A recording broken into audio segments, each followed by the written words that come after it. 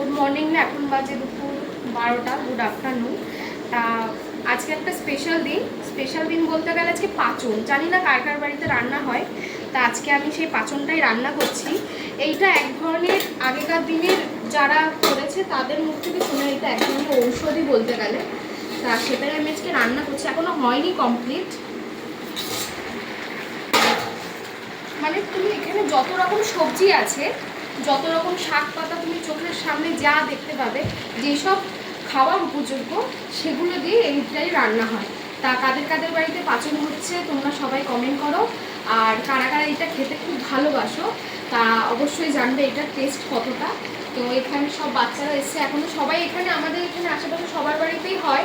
ওরা এখন খেলছে, এই যে আমার ছেলে ওর বান্ধবীরা এখানে বসে রয়েছে। তো কারা কারা পাচন খেতে চাও তো আমাদের বাড়ি আসতে পারে। চলো টাটা।